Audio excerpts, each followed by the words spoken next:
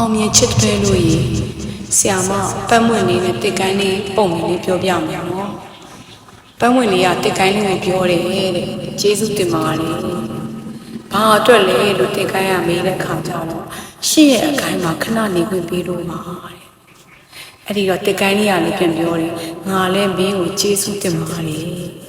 ပန်းဝင်လေးကရင်ပြီးတော့ဒီတစ်ခါကျမမေးရမယ်အလှည့်နဲ့ဘာအတွက်လဲလို့မေးတဲ့အခါ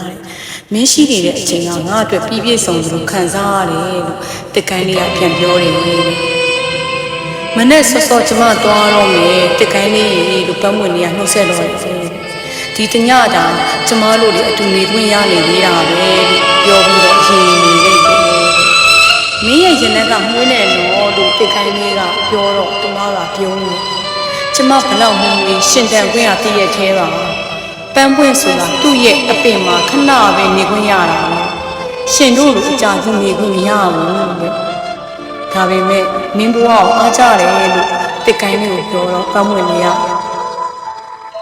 တစ်ကိုင်းလေးကိုဘာလို့လဲလို့မေးတော့တစ်ကိုင်းလေးကရင်တစ်ကိုင်းဆိုတာချိုးဖဲ့ရင်ကလွယ်ပြီးဘယ်သူမှတန်မိုးထားလို့လေမင်းတို့ကမှတန်မိုးထားခံရတယ်တဲ့ဖះပန်းတင်လာလူကောင်းမှာပန်လာပန်းဝင်လေးကခိုးခိနဲ့ရှက်ခိုးလေးရည်ပြီးတော့အဖိုးမတန်တဲ့တန်မိုးထားမျိုးလားရင်တဲ့ထို့နောက်သူမကအရင်မရက်ပဲနဲ့ပန်းတပွင့်ရဲ့အဖြစ်ချင်ဆုံးအင်မကတန်မိုးထားသူနဲ့တွေးဆုံရင်းလို့ရှင်ရထင်နေတာတဲ့မဟုတ်ဘူးရှင်နဲ့ကဲပါလေကျမမကြခင်လွန်းချောက်ပြီးတော့ပန်းတပွင့်ရဲ့ဘဝပြီးဆုံးတော့မယ်သူတို့နဲ့ဦးသိစိတ်သွားတယ်ခဏအကြာကျမသွားတော့မယ်နော်အဝေးကြီးတော့မဟုတ်ဘူးပေါ့ဒီနီးနားပါပဲကံကောင်းရင်မိပြင်မှာကျွေခွင့်ရမှာပါနွန်တော်ပြီလေပန်းလေးရဒါပေမဲ့ကျွေသွားပြီးတဲ့နောက်ကျမရဲ့နောက်ဆုံးအချိန်ကိုမျက်စိနှိပ်ပြီးအင်းကြီးလေးနေကျင်တယ်တစ်ကိုင်းလေးရတကယ်လို့များငါတီးခွင့်ရှိမယ်ဆိုရင်မင်းရှိကအဖြစ်ချင်ဆုံးအိမ်မက်ကိုတီးပြရစီပန်းဝင်လေးရရည်ပြီးတော့ပန်းပွင့်ရဲ့ဖြစ်ချင်ဆုံးအိမ်မက်က